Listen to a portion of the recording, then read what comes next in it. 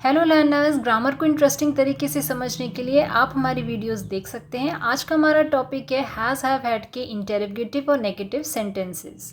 Last video में हमने has have had के सिंपल सेंटेंसेस डिस्कस किए थे। इस वीडियो में हम डिस्कस करेंगे नेगेटिव एंड इंटेरोगेटिव सेंटेंसेस। तो चलिए वीडियो को शुरू करते हैं। सबसे पहले देखते हैं नेगेटिव सेंटेंसेस यानी कि नकारात्मक वाक्य जिनमें नॉट या नहीं लगाकर सेंटेंस बनाया जाता है। जैसा कि हमने इससे पिछली वाली वीडियो में डिस्कस किया था, दो तरीके से हैज हैव हैड के सेंटेंसेस बनते हैं। ऐसे ही इसमें भी हम पहले वो सेंटेंसेस देखेंगे जिनमें कोई काम होने के बारे में बात होती है। ऐसे सेंटेंसेस में हैज हैव हैड के साथ नॉट लगता है तो ये बन जाता है हैव नॉट, हैज नॉट और हैड नॉट। जैसे कि for example, I have not completed my work, मैंने अपना काम पूरा नहीं किया है।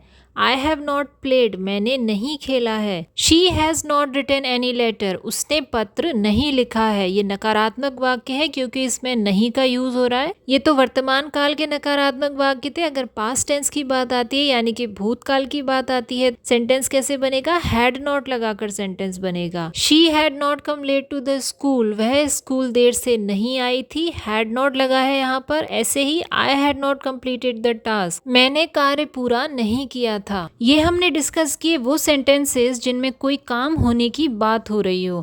अब हम डिस्कस करेंगे वो सेंटेंसेस जिनमें ये बताया जाए मेरे पास कार है, मेरे पास घर है, मेरे पास पेंसिल है। जब इन सेंटेंसेस के नकारात्मक वाक्य बनाते हैं तो इसमें हैज़ हैव हैड के साथ सिंपल नॉट नहीं लगता है। तो क्या लगता है इसमें? ऐसे सेंटेंसेस में हैव के साथ डू नॉट हैव लगता है। हैज़ के साथ डज नॉट हैज़ नहीं आता है, डज नॉट हैव आता है। हैड के साथ डिड नॉट हैव लगता है। तो चलिए कुछ एग्जाम्पल देखते हैं इसके। पॉजिटिव सेंटेंस देखते हैं पहले। आई हैव अ कार, इसका नेगेटिव सेंटेंस कैसे बनेगा? डू नॉट लगेगा हैव की जगह। I do not have a car, मेरे पास कार नहीं है। दूसरा सेंटेंस देखते हैं। दे do not have a house, उनके पास घर नहीं है। डू नॉट हैव लगा है, नेगेटिव सेंटेंस है। They do not have a house, उनके पास घर नहीं है। Jamie doesn't have an exam tomorrow, Jamie की कल परीक्षा नहीं है। जैमी क्या है? यहाँ पर नेम है, नेम के साथ आता है हैज़। नकारात्मक सेंटेंस में हैज़ क्या बन जाता है? डज नॉट हैव, इसलिए ये बन जाएगा Jamie does not have an exam tomorrow. Past tense की बात आती है तो I didn't have a scooty, मेरे पास स्कूटी नहीं थी। पास्ट टेंस में हैड आता है। हैड नकारात्मक सेंटेंस में क्या बन जाता है? डिड नॉट हैव, इसलिए I did not have a scooty. She did not have time, उसके पास समय नहीं था। He did not have a car, उसके पास कार नहीं थी। हैड सबके साथ लगता है इसलिए सभी के साथ क्या आएगा? Did not have. अब देखते हैं इंटेरोगेटिव सेंटेंसेस। ऐसे सेंटेंसेस जिनमें किसी काम के बारे में पूछा जाता है, जैसे कि हैज शी प्लेड, क्या उसने खेला है? अगर प्रश्न का जवाब यस और नो में दिया जा सकता है, जैसे कि हाँ उसने ऐसा किया है, नहीं उसने ऐसा नहीं किया है, ऐसे केस में WH फैमिली का यूज नहीं होता है। सिंपल हैज हैव हैड को सेंटेंस के शुरुआत में लगाकर प्रश्न पूछा जाता है। हैव यू प्लेड, क्या तुमने खेला है? यू के साथ भी हैव आता है, इसलिए हैव यू प्लेड, क्या तुमने खेला है? पास्ट टेंस की बात आती है तो यानी कि भूतकाल की, तो हैड यू प्लेड, भूतकाल में हैड लगता है इसलिए हैड यू प्लेड, क्या तुमने खेला था? Had he gone to Manali, क्या वह मनाली गया था?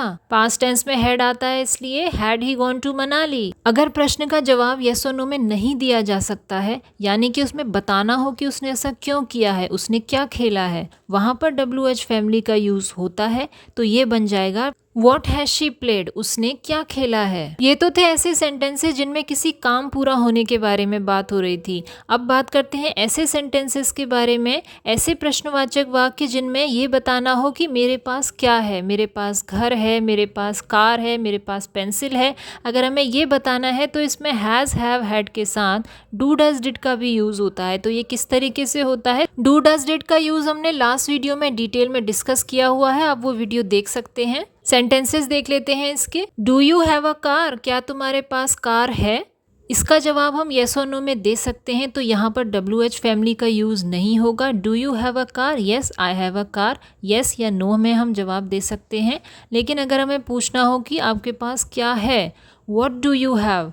ऐसे केस में WH फैमिली का यूज़ होगा, तो पहले आएगा व्हाट, उसके बाद आएगा डू, उसके बाद यू, उसके बाद have. What do you have, तुम्हारे पास क्या है। Does she have a car, क्या उसके पास कार है। अगर पास्ट टेंस की बात आती है यानी कि भूतकाल की, तो उसमें क्या लगता है डिड, और हैज हैव हैड में से क्या लगता है हैव लगता है। तो यानी कि डू डज डिड तीनों के साथ क्या लगता है हैव लगता है। Did you have food yesterday, क्या तुमने कल खाना खाया था।